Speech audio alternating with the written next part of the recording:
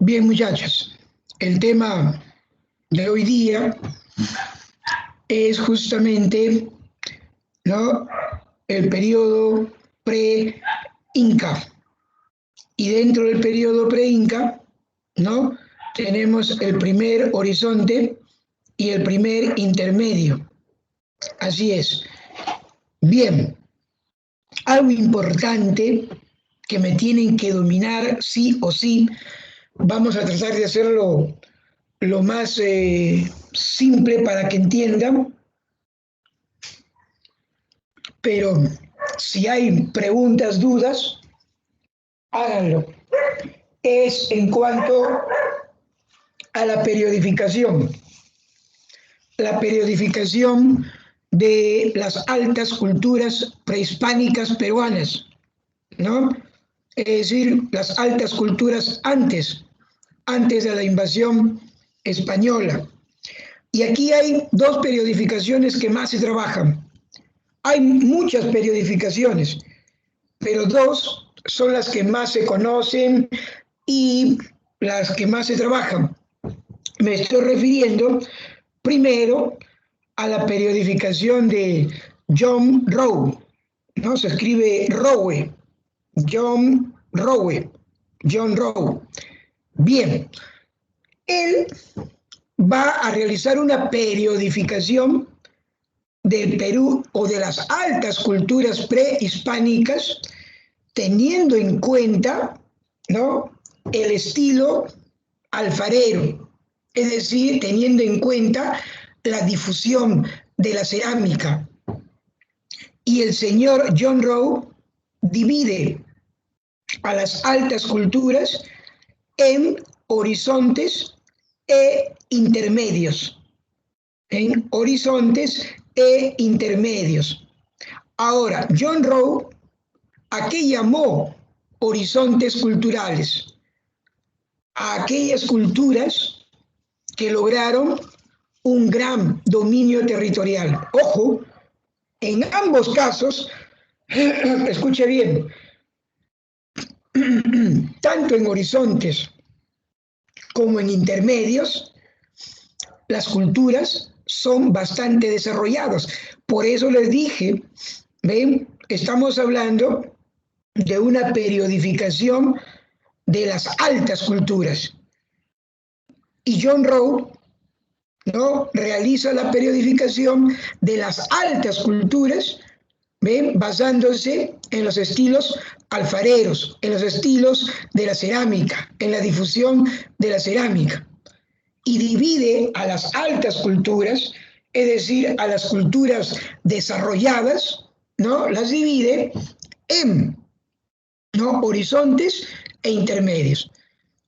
Los horizontes, escucha bien, son aquellas culturas que alcanzaron un gran dominio territorial, es decir, dominaron un inmenso territorio. Por eso a los horizontes, a las culturas horizontes, también se le llama culturas panperuanas o panandinas. ¿Qué entienden por panperuana o panandina?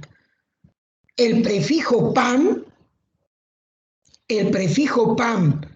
etimológicamente significa todo. Es decir, si yo digo panperuana o panandina, es decir, abarcaron todo el Perú, abarcaron todos los Andes. ¿Ven? Culturas que dominaron gran cantidad de territorio. También se le llama culturas síntesis a los horizontes. ¿Ven? Culturas panperuanas, culturas síntesis. Y ustedes, viendo la diapositiva, díganme cuántos horizontes están observando. ¿Mm? 3, ¿no es cierto?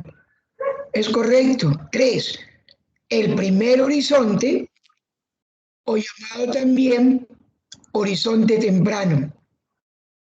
El segundo horizonte, u horizonte medio. Y el último es el horizonte tardío u horizonte final. ¿Ven? Y también en el cuadrito vemos, por ejemplo, en el primer horizonte vemos dos culturas, inclusive hay más. Ahí está la cultura Bicu, Salinar, Pucará, pero he puesto solamente dos, Chavín, Paracas. ¿Ven? Chavín y Paracas. Ahora, ¿cuál de estas dos culturas verdaderamente representa al primer horizonte? ¿Mm? ¿Cuál?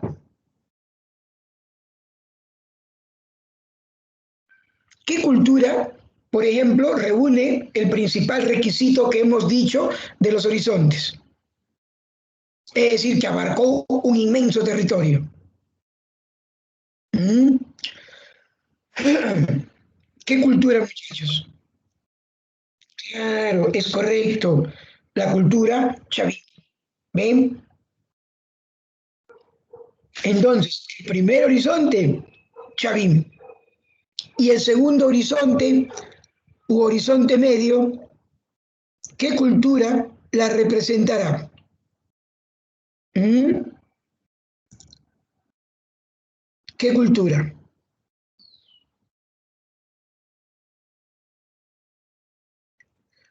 Tiahuanaco, no.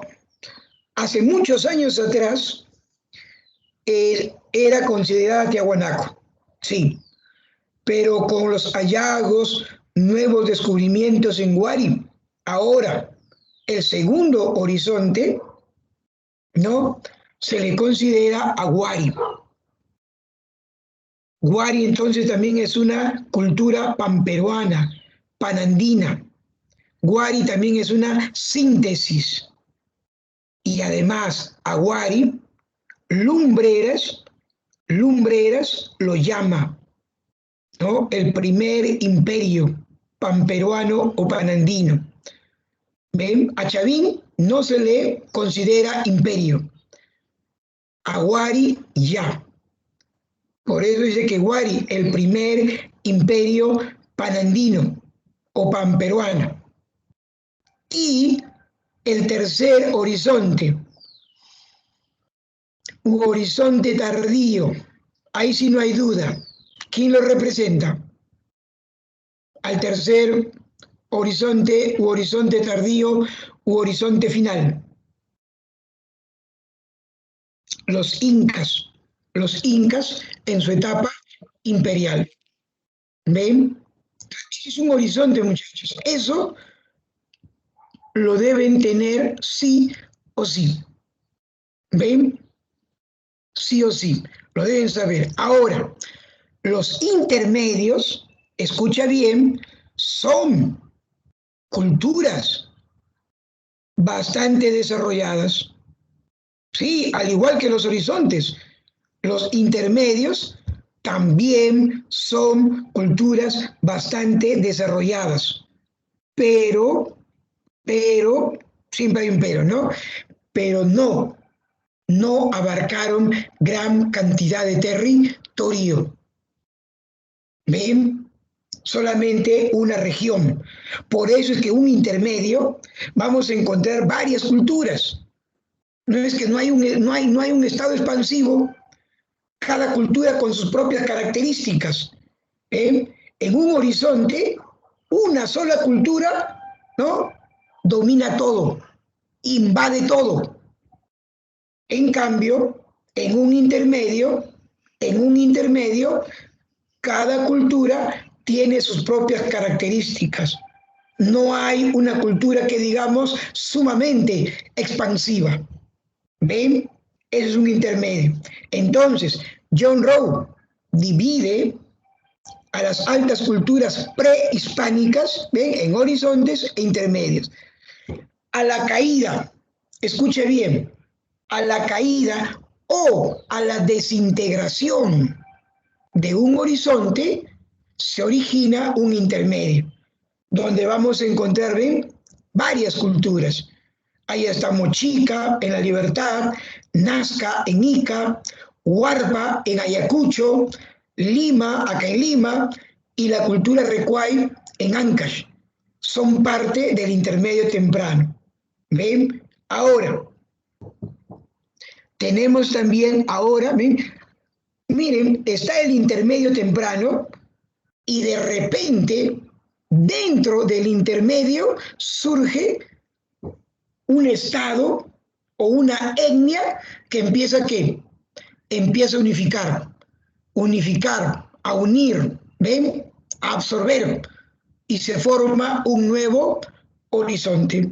El segundo horizonte u horizonte medio, Wari, ¿ven? Wari absorbe a las culturas del primer intermedio y aparece el segundo horizonte u horizonte medio. Ahora, Wari también se va a desintegrar y a la desintegración de Wari, ¿no? Se origina un nuevo intermedio, el segundo intermedio o intermedio tardío, donde encontramos también muchas culturas. Chimú en la Libertad, Chincha en Ica, Chanca en Apurímac, Huancavelica, Chancay acá en Lima, al norte de Lima, Ishma acá en Lima, reinos aymaras en la meseta del Collao y los chachapoyas en la ceja de Selva, en San Martín, Amazonas. ¿Ven? Y ahora, dentro del segundo intermedio, surge nuevamente un estado centralizador. ¿No se ve la proyección? ¿Por qué no me han dicho? ¿No se ve las diapositivas, muchachos? ¿Mm? ¿Se ve o no se ve? A ver, ya dejen de contestar tanto porque no me dejan ver.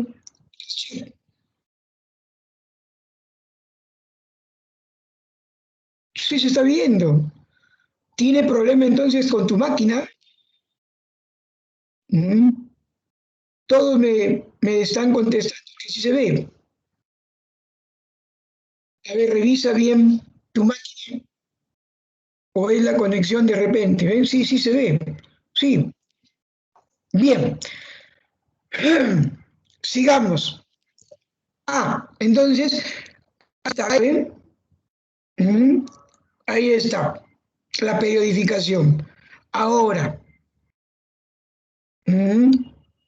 Ahora muchachos, escucha, cada periodo tiene otro nombre. Al primer horizonte también se le llama periodo formativo. ¿Saben por qué? Porque en el primer horizonte empiezan, escucha bien, a formarse y a consolidarse las primeras altas culturas. Y digo las primeras altas culturas, Chavín, Paracas. Y ese nombrecito formativo ya lo va a dar el señor Luis Guillermo Lumbreras. ¿Ven? La otra periodificación que se utiliza bastante, aparte de la de John Rowe, ¿ven? La otra periodificación es la de Luis Guillermo Lumbreras. Lumbreras, por ejemplo, al primer horizonte lo llama periodo formativo. Formativo. El primer intermedio tiene, ¿no? Varios nombres. Periodo de los maestros artesanos o periodo clásico. ¿Y saben por qué? ¿Por qué periodo de los maestros artesanos? ¿No? Porque se desarrolla la artesanía, especialmente, ¿saben qué actividad artesanal? La cerámica. La mejor cerámica del Perú prehispánico en el intermedio temprano, en Nazca y Mochica. Sí, la mejor cerámica del Perú prehispánico en Nazca y Mochica. También se le llama el periodo de los estados militaristas. ¿Saben por qué?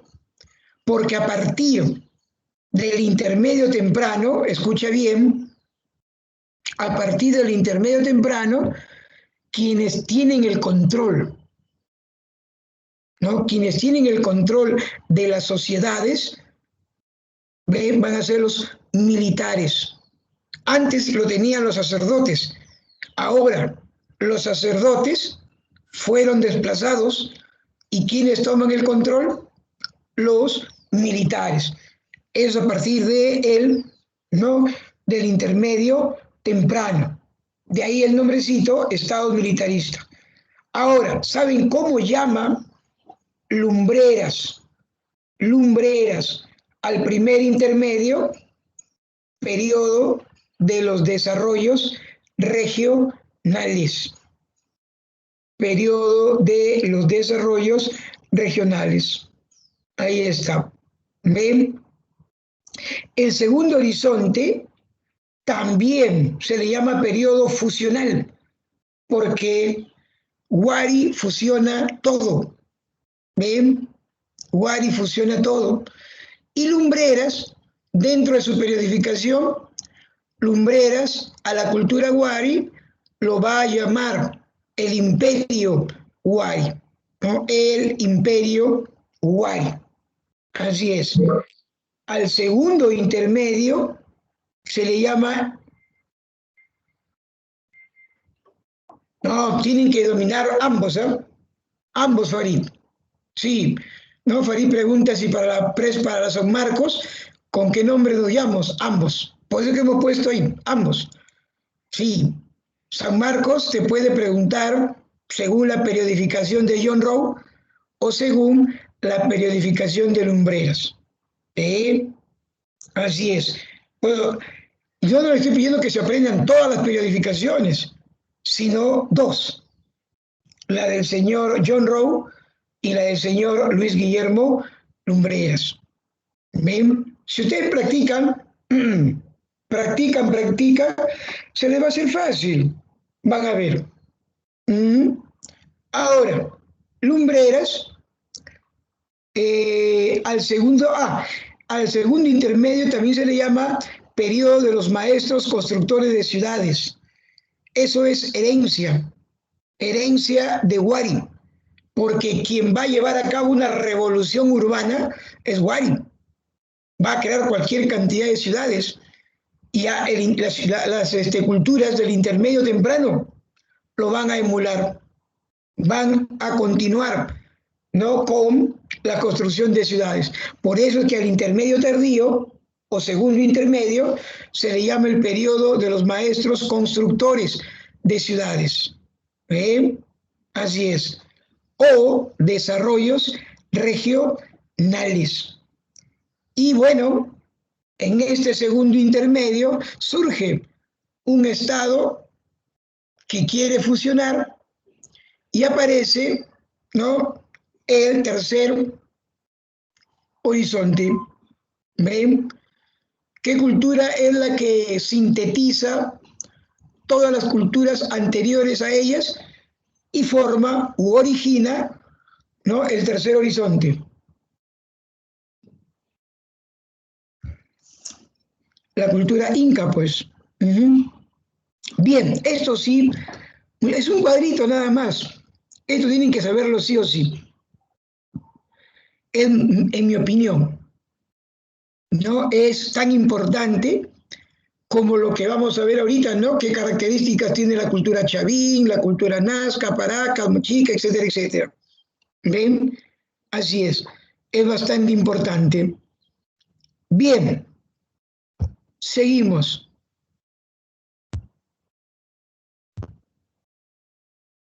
Miren,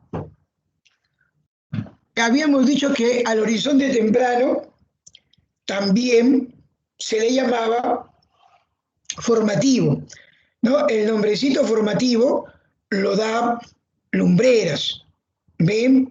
Y les dije que el periodo formativo es la etapa donde se empiezan a originar y consolidar las primeras altas culturas, ¿no? Y acá lo hemos puesto entre los 2000 al 200 antes de Cristo. Aunque Chavín, si hablamos del apogeo Chavín, de 1500 al 1200 antes de Cristo. Y sí, abarca, ¿no? Todos casi coinciden en que es hasta el 200 antes de Cristo aproximadamente. Y algo que ustedes tienen que tener presente es que este periodo, el periodo formativo, presenta tres fases. El formativo inicial, que va de los 2000 a 1500 antes de Cristo. Ahí encontramos a culturas anteriores a Chavín, Cunturhuasi, Pacopampa, Garagay, ¿ven? Sí. Y después viene el formativo medio o síntesis.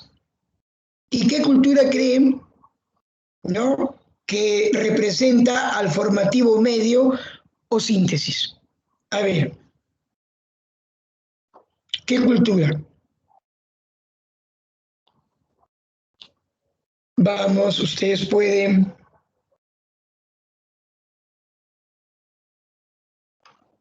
¿Qué cultura representa el formativo medio o síntesis?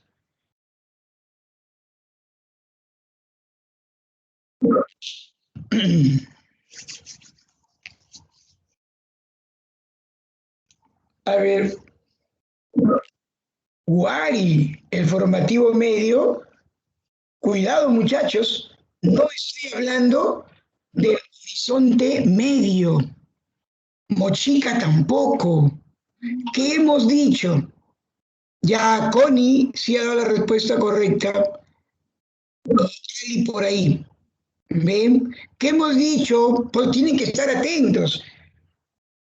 El horizonte temprano, también con qué nombre se le conoce. Horizonte temprano es el nombre que le da John Rowe. Pero ¿qué nombre le da Lumbreras al horizonte temprano? Le da el nombre de forma tipo. Y el horizonte temprano y el formativo, ¿no? Muchachos, lo representa Chavín. Escuchen ahora. Ah, y después está el formativo final. Ahora escuchen. El horizonte temprano,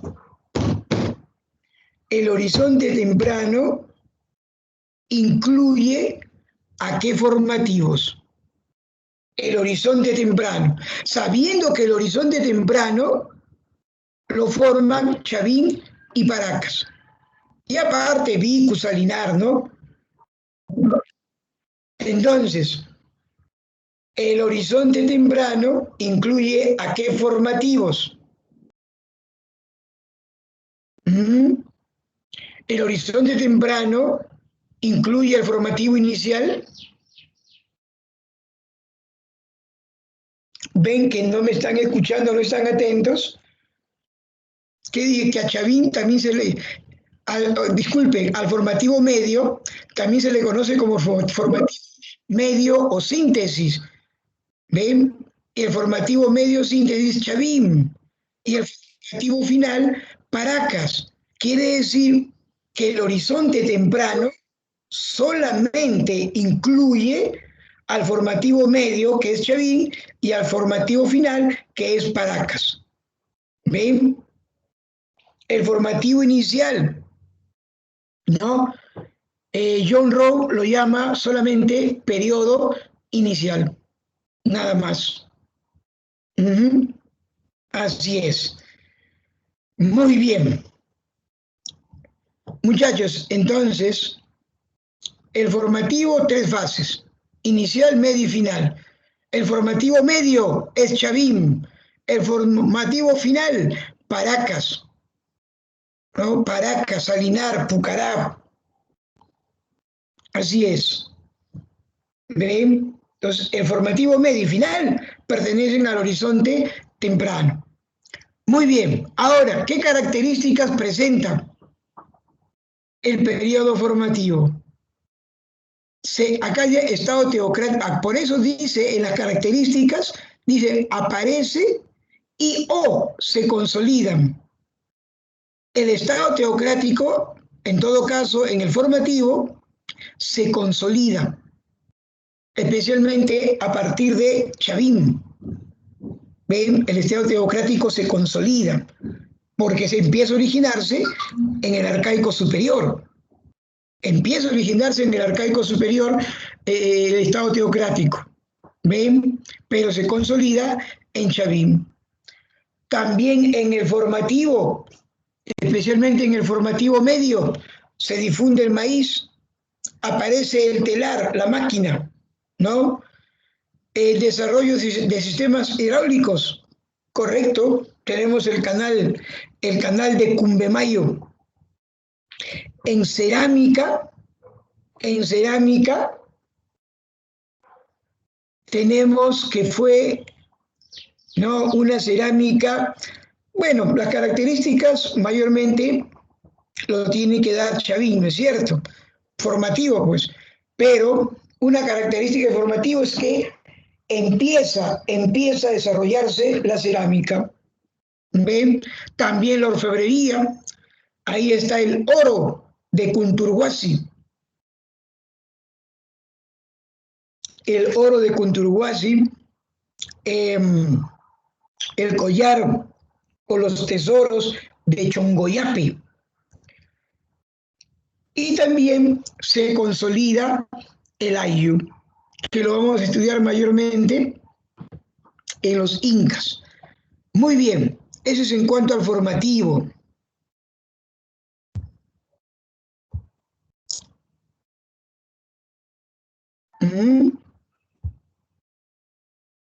Bien, y aquí están algunas culturas que representan al formativo inicial. ¿Ven? Cerro Sechín, no es Sechín Bajo pertenece al arcaico, y Sechín Alto o Cerro Sechín al formativo inicial. Cunturhuasi, Pacopampa, Caballo Muerto, Cerro Blanco, ¿ven? Puncuri, Palca, etcétera, etcétera. Y ahí están las características. Mayormente todos son templos. Templos. ¿Ven? Sigamos. Acá también algunas características del arte lítico en el formativo, ¿no? Por ejemplo, estas figuras mayormente las encontramos en las estelas de Chavín, acá también, o en las estelas de Sechín. ¿Ven? Sí, ahí encuentra, por ejemplo, acá, ¿no?, el cuerpo de un cadáver de un soldado igual que acá, que han sido decapitados. ¿Ven? Acá que, ¿no?, también parece alguien decapitado. Así es, muchachos. Eso es característica de Sechín, formativo inicial. Acá también escultura y orfebrería del formativo inicial. Y ahora sí, veamos a la cultura Chavín, ¿no? ¿Qué podemos decir de Chavín? Ahí está. Primero, ¿quién descubre Chavín? Julio César Pello, arqueólogo, ¿no?, peruano. Y es Pello el que llama a Chavín la cultura matriz. ¿Ven? La primera alta cultura del Perú. Ahora acá han puesto, años más tarde se descubrió que la cultura Calar es más antigua. Sí, Calar es más antiguo. ¿Ven? Cerro Sechín también es más antiguo. Cerro Sechín más antiguo, Sechín Bajo más todavía. ¿Ven? Así es. ¿Por qué le llaman entonces cultura matriz? Ser la primera, ¿no?, en aparecer en el Perú, la primera alta cultura, la primera gran alta cultura. Así es.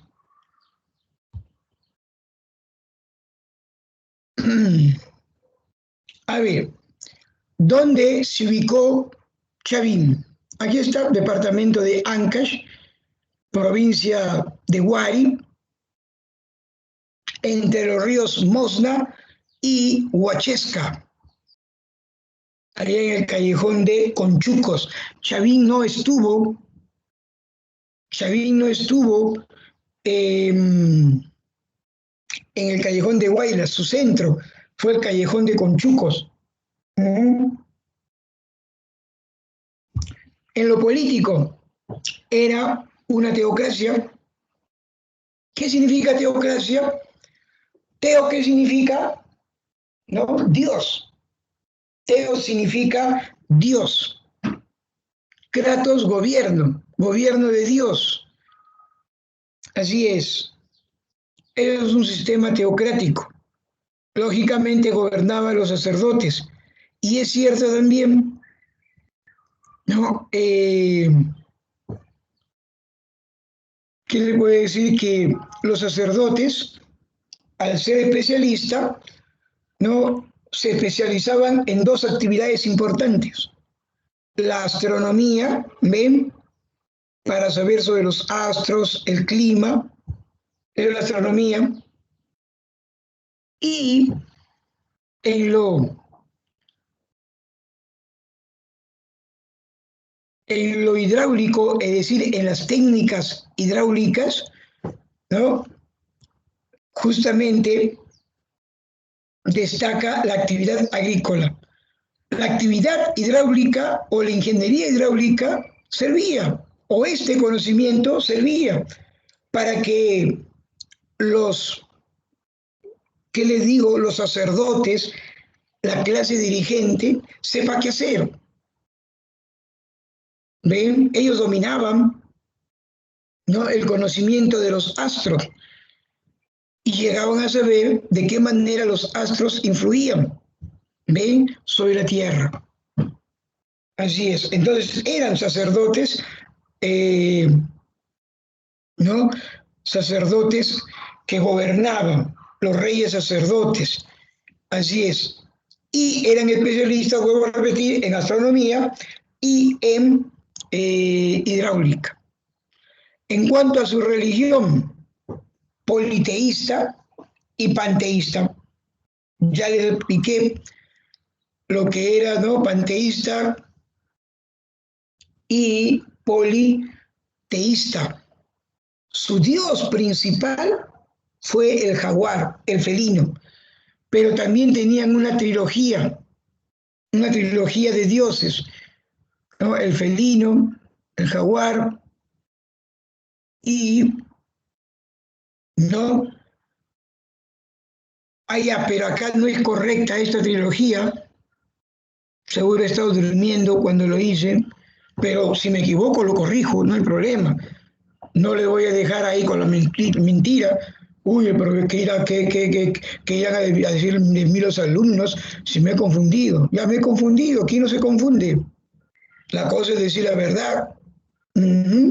Así es. La trilogía era el felino, el ofidio, que es la serpiente, ¿ven? Felino, serpiente. No, a ver, felino, ofidio, ¿no? El ofidio es la serpiente, ¿ven? Y está también la falcónida, el ave. Esos son los tres dioses de la trilogía Chavín. Repito, el felino, que está representado por el jaguar, ¿no? El ofidio, que lo representa la serpiente, ¿no? El ofidio, y la falcónida, que es el ave o cóndor, ¿no? El ave o cóndor. Ahí está. Y acá sí es cierto, su principal dios, el jaguar, el felino. Bien, eso también ténganlo presente, esa trilogía de dioses. En cuanto a lo económico, ya su base económica fue la agricultura. También se están dedicando a la pesca, ¿no?, y a la ganadería. Estos hombres ven pesca, pero profe, Chavín estuvo en la sierra, claro, pero en la sierra hay lagos, hay lagunas, ¿Ven? Así es. También construyeron canales de irrigación, ampliar su frontera agrícola. Interesante. Seguimos. Bueno, Chavín se ubicó en la Sierra Norte. ¿En qué actual departamento? Ancash, ¿no es cierto? Sí, Ancash.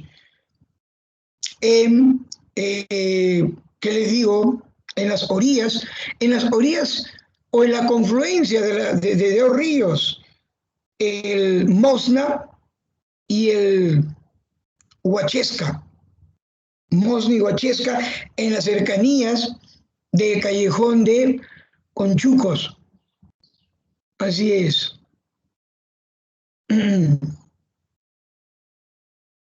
Bueno, el resto ya lo hemos dicho. Departamento de Ancash, provincia de Huari. Seguimos.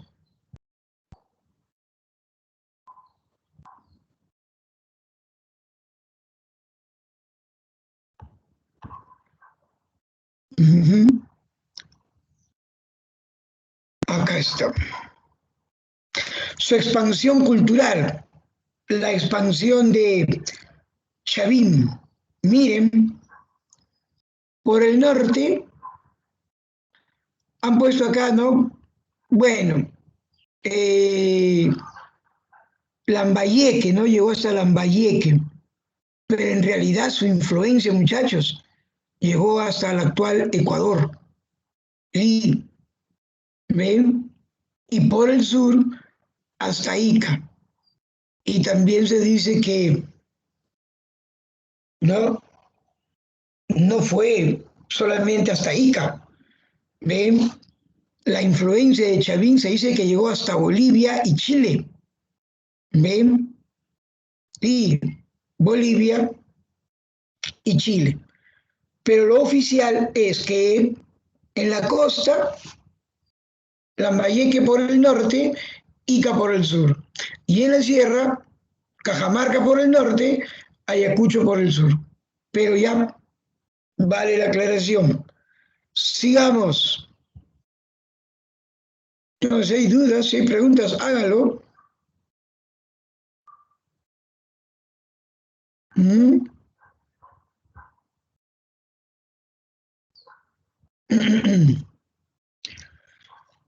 Bien, ¿qué entienden por litoescultura?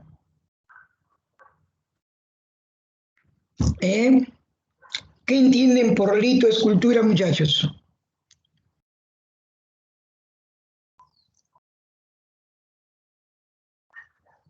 ¿Recuerdan?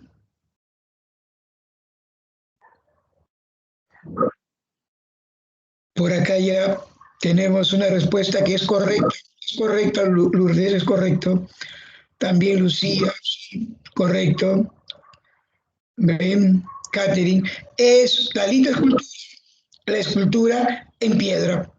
¿Ven? Sí, y mayormente la forma, ¿no?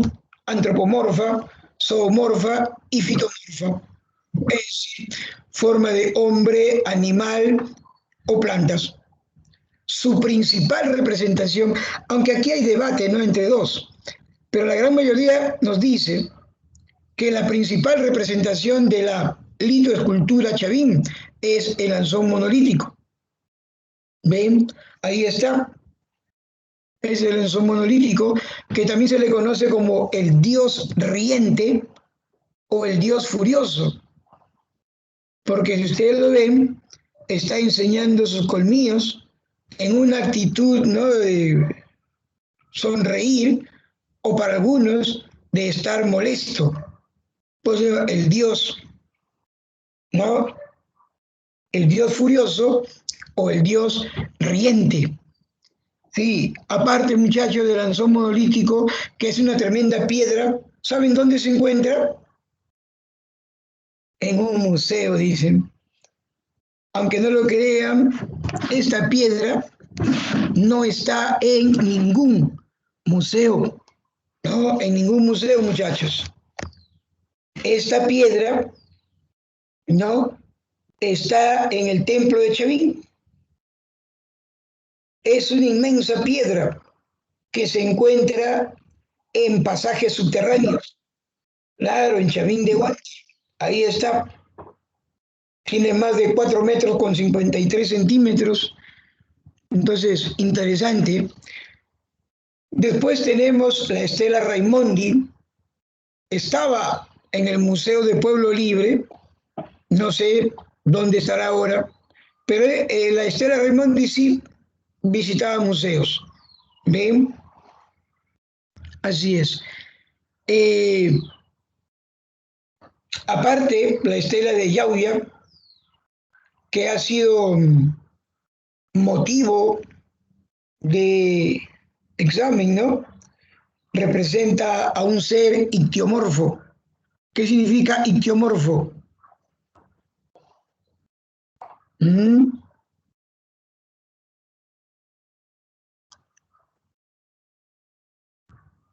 De pez, ¿no? Bueno, sí, ictiomorfo, forma de pez.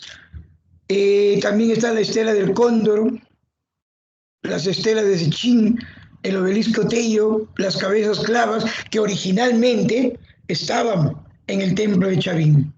Entonces destaca, se les considera los mejores talladores en piedra del Perú prehispánico.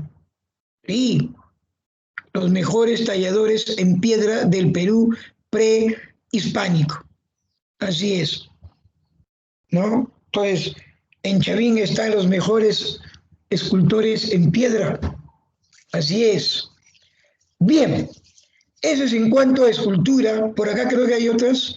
Ahí está. Esta es el Lanzón. ¿Ven? Ahí está en su lugar original. Esa también. Se le llama el dios de los dos báculos porque lleva dos varas, pues, una en cada mano. Así es. ¿Ven? Acá he puesto, ¿no?, que la estela Raimondi es la más importante. No, se pelea este título con el obelisco Tello. Y aunque en verdad los arqueólogos aceptan más como principal trabajo de escultura de Chavín, ¿no?, el lanzón monolítico. Pero para otro es, ¿no?, la estela Raimondi. Parece un 100 pies, ¿no es cierto? Bien, es el obelisco Tello. Así es. Y otra actividad en la cual destaca Chavín es en la cerámica. ¿Qué características tener, muchachos, la cerámica? Sobre la estela Raimondi, a ver, más o menos, hazme acordar, el de Lanzón, también hay una historia. La estela, si te refieres al de Timoteo Espinosa, que lo encontró y que lo utilizaba como mesa, como banca, como batán, ¿sí? A esa anécdota, y que después lo encontró Raimondi en la casa de Espinosa, en la casa de Timoteo Espinosa, y bueno, hizo todos los trámites para llevarlo a Lima. Sí, allá, sí. Bueno, en el lanzón monolítico también hay una anécdota. ¿Sabían ustedes que antes, ya hace muchos años atrás, tú visitabas el templo de Chavín, entrabas a los pasajes subterráneos y podías ir juntito disculpe, a Lanzón? ¿Ve? Pero si tú vas ahora, el Lanzón ya está protegido por una especie de luna. ¿Ve? Sí, ya no está así cerquita, o tú puedes acercarte, ya no. Han puesto una especie de luna y ya la gente lo ve de lejos. ¿Ven? Así es. ¿Por qué? Para protegerlo, porque un colegio de acá de Lima se fue de viaje de excursión allá a Ancash, a Huari, y unos chiquitos seguro con una mala formación educativa ¿Saben qué hicieron con su spray?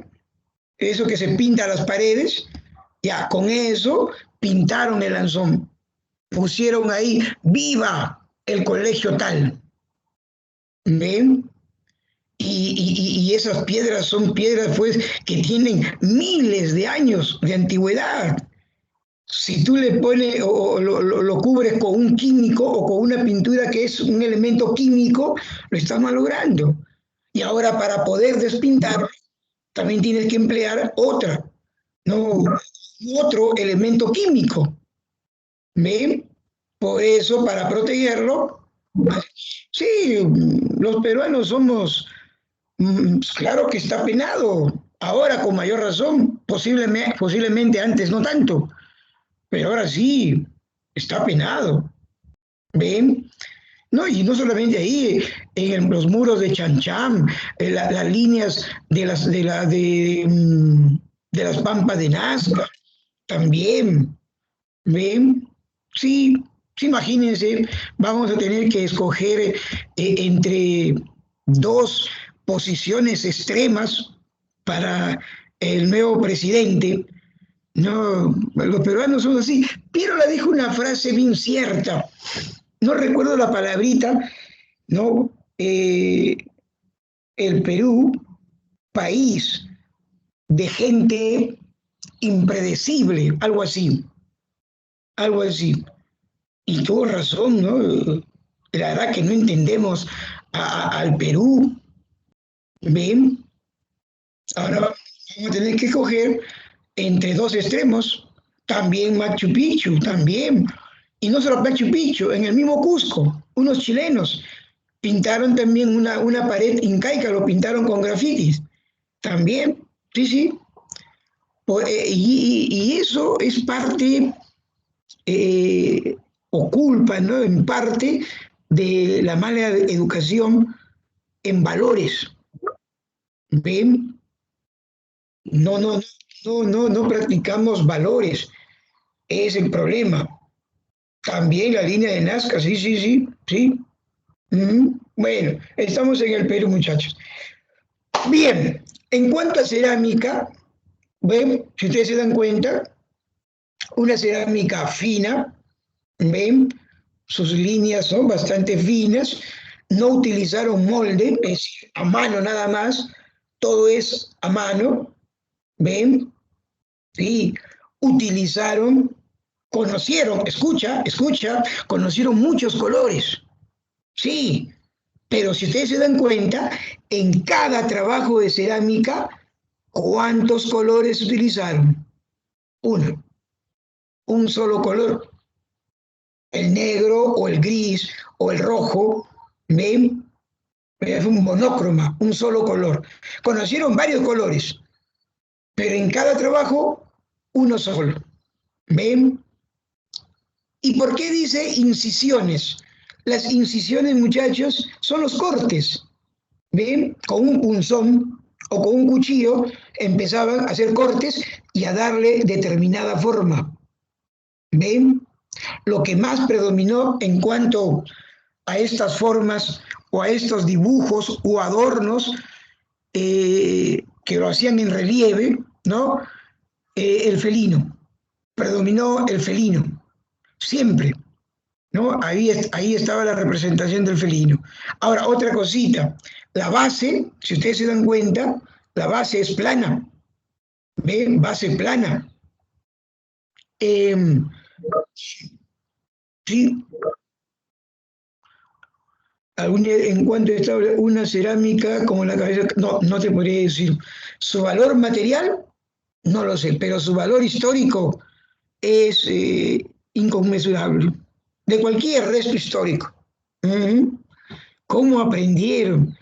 Porque fueron culturas sumamente avanzadas, muy avanzadas, y donde había especialistas en alfarería, en cerámica, especialistas en orfebrería, especialistas en hidráulica.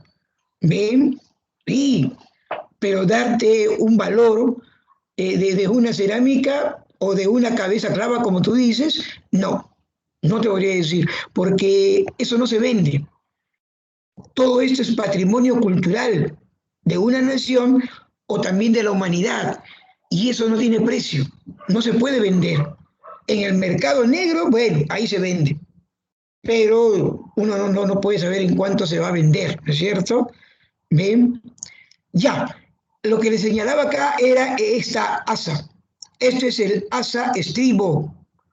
¿Ve? Asa estribo muy diferente al asa puente. ¿Mm? Y asa estribo con un pico gollete. Este es el pico gollete. ¿Ven? Ahí está. Entonces ahí tenemos las características de la cerámica o alfarería Chavín. Base plana, forma globular, ven, asa estribo y gollete. Y con incisiones, los cortes. Ahí está. Sigamos. Bueno, acá todavía continúa. Ah, me olvidaba. ¿Y saben con qué nombre se le conoce a la principal representación de la cerámica Chavín? ¿Mm? El huaco ceremonial. Así se le llamaba. El huaco ceremonial. En arquitectura, un dato, muchachos, un dato. En arquitectura, en el antiguo Perú, en la costa, ¿qué material se utilizó principalmente? En la costa. ¿Qué material? En la costa, el barro. Y en la sierra, la piedra. En lo que es, en lo que es arquitectura monumental. La arcilla es en la cerámica. Estamos hablando de arquitectura. Arquitectura. Y vuelvo a repetir, en la costa, y esto es para todas las culturas, ¿ah? Para todas las culturas, en la costa, el barro, el adobe, y en la sierra, la piedra. Chavín principalmente fue una cultura serrana, ¿sí o no? Claro, va a influenciar sobre la costa, pero principalmente fue, ¿no?, una cultura serrana que tuvo su centro en la sierra. Por lo tanto, ¿cuál fue su principal material en arquitectura? Si es una cultura de la sierra, ¿cuál fue su principal material? La piedra, claro. Su principal representación, la principal representación o el principal resto de la arquitectura, eh, cuidado, por acá he visto que han contestado barro, el principal material, la piedra, en la tierra, piedra, en la costa, barro. Chavín fue principalmente, ¿no?, cultura serrana, la piedra. Y aquí tenemos el famoso templo de Chavín, que en realidad son dos, ¿no? El templo nuevo, que es el que estoy señalando con el puntero, el templo nuevo y el templo viejo. Así es. Bien, el templo nuevo lo relacionan con la Estela Raimondi y el templo viejo con el lanzón monolítico. Aquí es donde está el lanzón monolítico, en el interior, en lo subterráneo. Ahí está muy bien protegido. Bien, sigamos. Bueno, sí, lógico que van a llevar a cabo textilería, metalurgia, pero no destacaron. En metalurgia algo, porque fueron, ¿no?, los primeros en utilizar el oro, por ejemplo, ¿no? Así es. Pero no destacaron tanto como, por ejemplo, la escultura en piedra. Ahí sí. Bueno, ahora Empezamos con la siguiente cultura del horizonte temprano, la cultura Paracas. En general, Paracas se ubicó en Ica, en la bahía de Paracas, al sur de Pisco. ¿Ven?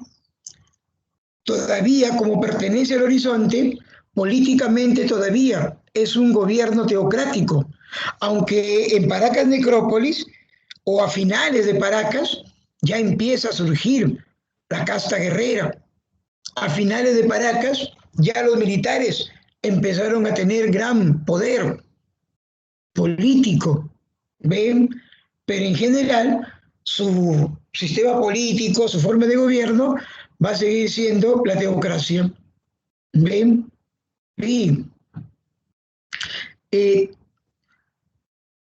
eh, Tello la considera la cultura matriz de la costa, porque la cultura matriz del Perú es Chavín, pero de la costa, Paracas.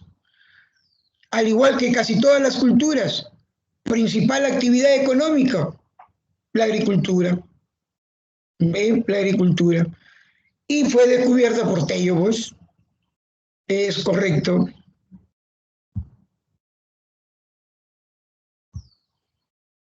Bien. Ya, Tello es el que divide a Paracas en dos periodos. Paracas Cavernas y Paracas Necrópolis. Les pregunto, muchachos, ¿en qué se basó Tello? ¿No? ¿En qué se basó Tello para dividir a Paracas en esos dos periodos? ¿No? Cavernas y Necrópolis. ¿En qué se basó? Mm. Tello se basó principalmente, muchachos, en, en la cerámica, no. Hay diferencias en la cerámica, sí, sí. Pues la cerámica es uno de los elementos que sirve para diferenciar también a Paracas Cavernas y Necrópolis. Sí, sí, pero por ello he dicho, ¿no? ¿En qué se basó? Y no se basó necesariamente en cerámica, en las tumbas, en sus construcciones funerarias. Por ejemplo, en Paracas Cavernas encontramos estas construcciones. ¿Ven? Estas construcciones, que van a ser construcciones funerarias, disculpen, subterráneas. Subterráneas. Acá está, ven, la superficie y cavaban y acá lo enterraban. Acá colocaban los fardos funerarios.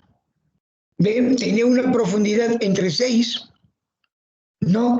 A 8 metros de profundidad. Y si ustedes se dan cuenta, tiene la forma de una copa invertida.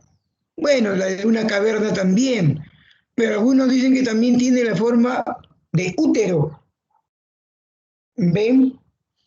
Sí, el origen de la vida. Así es. Seguimos con Paracas Cavernas. Destacan bastante en deformación craneana y trepanación craneana. Bueno, lo que más se dice sobre la deformación craneana es que los antiguos Paracas se deformaban el cráneo o por estatus social. ¿Ven? Entonces, según cómo te deformaban el cráneo, pertenecías a determinada clase social. Es cierto, no afectaba la capacidad intelectual.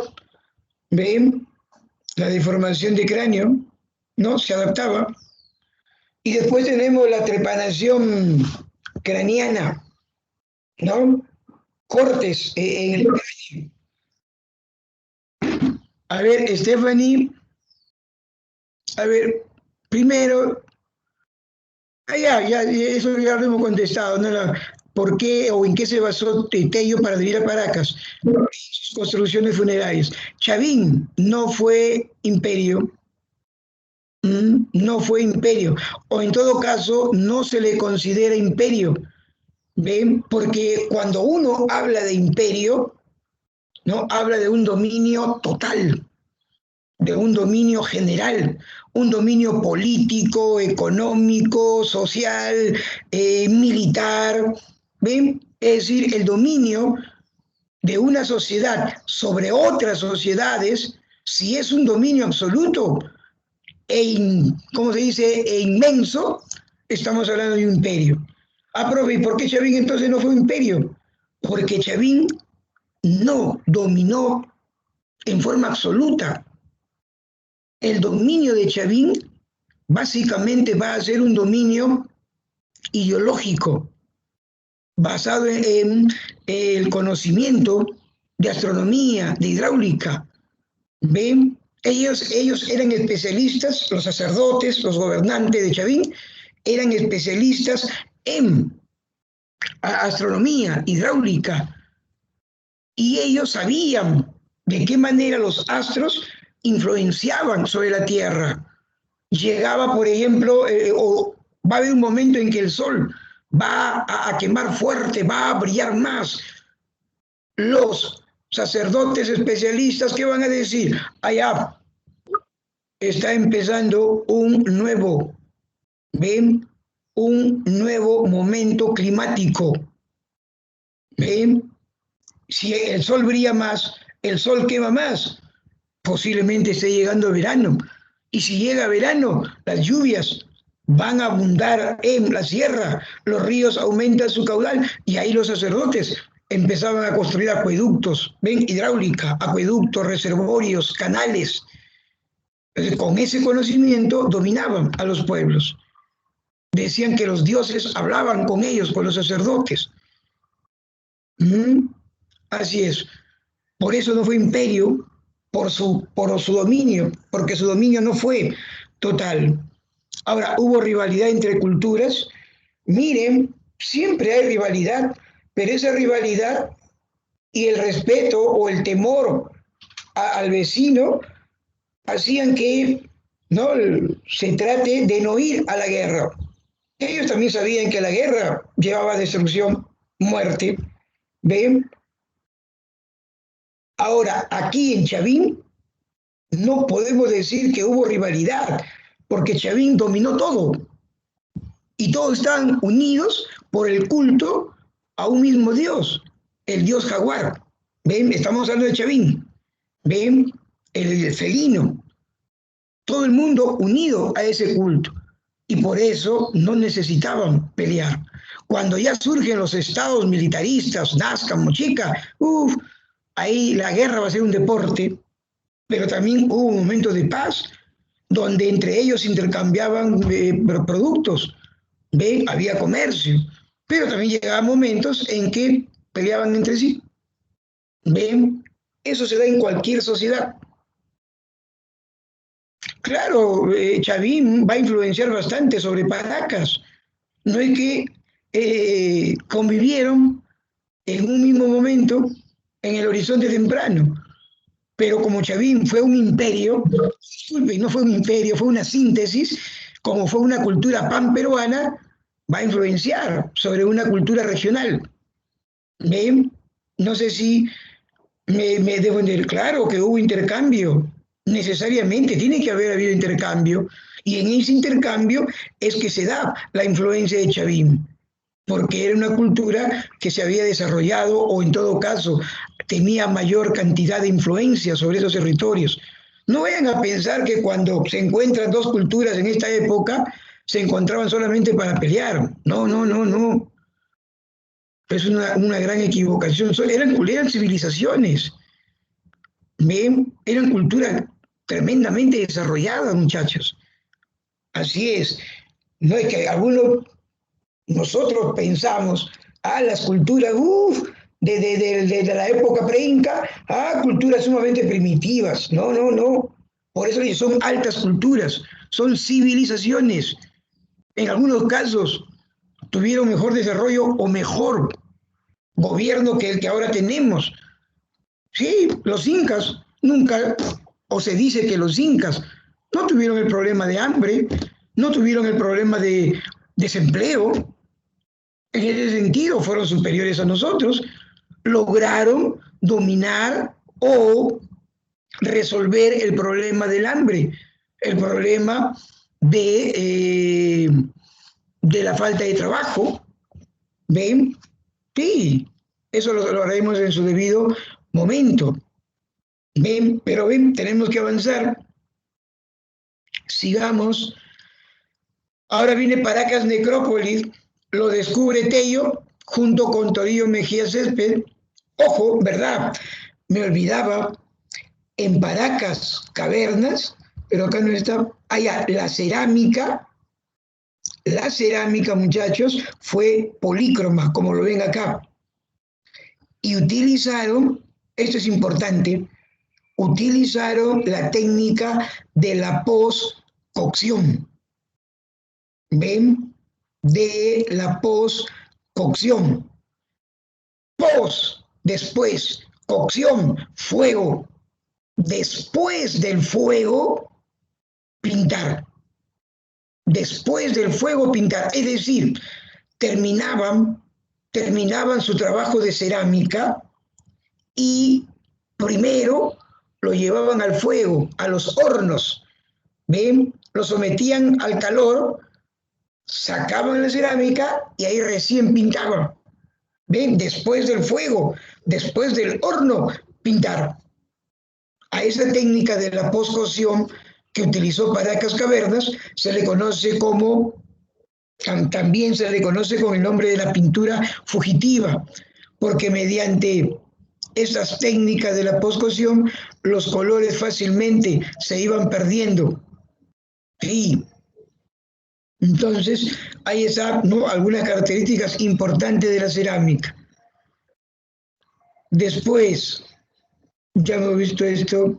En cuanto a la cerámica de Necrópolis, va a ser monócroma. Mayormente un solo color. Utilizaban adornos zoomorfos y fitomorfos, ¿no? Animales y plantas. Y la pintura, a diferencia de Paracas Cavernas, la pintura va a ser, ¿no?, precocción. Pre es antes, es decir, antes del fuego, pintar. Es decir, tú tenías ya terminado tu trabajo de cerámica, ya lo habías terminado, faltaba secar, podías, ¿no?, primero pintarlo y de ahí, ¿no?, llevarlo al horno. ¿Ven? Es decir, antes del fuego, pintar. En la postcocción, a ver, Farid ha puesto posttección. ¿Dónde has encontrado posttección? Es postcocción. Postcocción. Farid, hemos explicado lo que es la pintura postcocción. Después del fuego, pintar. Y también hemos explicado por qué se le llama a la postcocción pintura fugitiva. ¿Ven? Porque los colores rápidamente se iban, se despintaba la cerámica. En el libro del año pasado se han confundido. Es postcocción, como está acá en la separata, en la diapositiva. ¿Ven? Precocción y postcocción. ¿Ven? Entonces, la precocción, ¿ven?, pre es antes, cocción es fuego. Antes del fuego, pintar. Entonces, terminabas tu trabajo de cerámica, lo pintabas primero, ¿ven? Lo pintabas y después lo sometías al fuego. Y saben, mediante la técnica de la precocción, los colores se fijaban mejor, duraban más.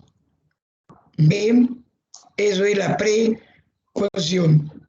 Bien, Paracas Necrópolis, muchachos, eso sí, destaca en textilería.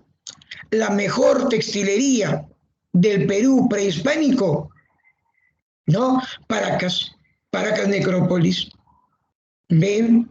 Ahí está, utilizaron materiales de alta calidad, lana de alpaca, de vicuña, algodón, plumas de aves, pelos de animales, tintes vegetales, pero indelebles. ¿Qué significa indelebles? Que muy difícilmente pierden su color. ¿Ven? Y en cuanto a su decorado, ¿no? Seres, ¿no? Imaginarios, mitológicos, los tocapos, ¿ven? Son eso que están viendo acá, estos adornos cuadrados, ¿ven? Sí, de diferentes colores, diferentes tipos, que para la señora Victoria de la Jara, esos tocapos, esta supuesta escritura, ¿no? Estos tocapos, para la señora Victoria de la Jara, era una especie de escritura, pero que no se ha llegado a demostrar. Bien, sigamos. Ya hemos visto textilería, ¿no? Y bueno, acá está un paralelo que lo pueden leer, ¿no? Entre lo que es Paracas Cavernas y lo que es Paracas Necrópolis, ¿no? Ahí es el paralelo. En cuanto al primer intermedio, ahí están sus nombrecitos, ¿no? Teocracia militar, periodo de los maestros artesanos, lumbreras al primer intermedio, lo llama los desarrollos regionales o el primer desarrollo regional. Y sociedades hidráulicas, porque la hidráulica es una actividad que destaca sí o sí. ¿Ven? Así es. La cultura mochica se ubicó su centro en el norte, entre La Libertad, Lambayeque y Ancash, en los valles de Moche, Chicama y Virú. Pero en su expansión no solamente llegó hasta el Valle de Casma, un poquito, ¿no? Ahí más al sur, Nepeña, Casma, Nepeña. Por el norte está Virú, Chicama, Chao, y tuvo 3 centros de gobierno. Moche, que fue el primero, Moche, Pampa Grande. Moche y Pampa Grande estaban, ¿no? En La Libertad, ¿no? Y, disculpe, es Moche y Galindo. Moche y Galindo en La Libertad y Pampa Grande en Lambayeque. Vuelvo a repetir, Moche y Galindo en La Libertad y Pampa Grande en Lambayeque. Así es. Muy bien, eso en cuanto a su expansión. Sigamos. Su principal dios, ¿no? Ayapae o el dios degollador. Un dato para todos ustedes, muchachos. Un dato. La religión en el antiguo Perú, para todas las culturas, para todas. Sus características para todas las culturas, en cuanto a religión, politeísmo y panteísmo. Politeísmo, adoraban a muchos dioses. Panteísmo, adorar a animales y a fuerzas de la naturaleza. Eso es panteísmo, adorar a animales y a fuerzas de la naturaleza. Así es. En cuanto a lo político, su máximo gobernante, el Siequich, rey de muchos valles. Después viene el Alaec, rey de un solo valle. Y ya después viene los sacerdotes y por último el pueblo. En lo que es organización, no hay monoteísmo. En el antiguo Perú no hay monoteísmo, muchachos. Tengan cuidado. Bueno, les he dicho, todas las culturas politeístas. ¿Ven? Varios dioses. No hay cultura prehispánica disculpen, monoteísta. Sí, todos. todas las culturas en religión politeísta. Bueno, a ver si ustedes, bueno, hemos avanzado lo que hemos podido. Ustedes no, mayormente para ver, acá estos son los huachaques, las chacras hundidas. Ojo, acá yo lo he puesto en Mochica, pero mayormente los huachaques destacan en Chimú, pero también hicieron huachaque los mochicas, pero principalmente Chimú. Bueno, nos faltó solamente Nazca. A ver si ustedes, ¿no? Estudian Nazca y traen especialmente esto, miren, estos son los puquios o galerías filtrantes. ¿Ven? Que a su vez tenían los respiraderos. Estos son los puquios, pero en la parte superficial. Los puquios o galerías filtrantes eran canales subterráneos y esto eran los ojos o respiraderos. Por acá se podía ingresar, ¿ven? A los puquios. Así es, interesante en Nazca puquios, ¿no? La napa freática. Bueno, ya las preguntas lo desarrollan ustedes también. Ahora sí, vamos a tratar de hacer más rápido. El problema es que, y está muy bien, ustedes preguntan, y ahí quizás nos gane un poquito el tiempo, pero eso es importante. Tratar de avanzar lo más posible y contestar sus preguntas. Bien, a ver muchachos, vayan a sus preguntas.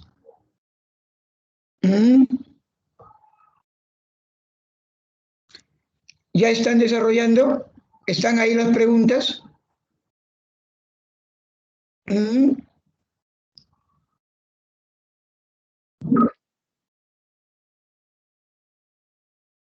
Sí están. Muy bien, muchachos. Entonces, los dejo. Cuídense bastante. Un abrazo para todos. Hasta luego, muchachos. Nos vemos. Cuídense.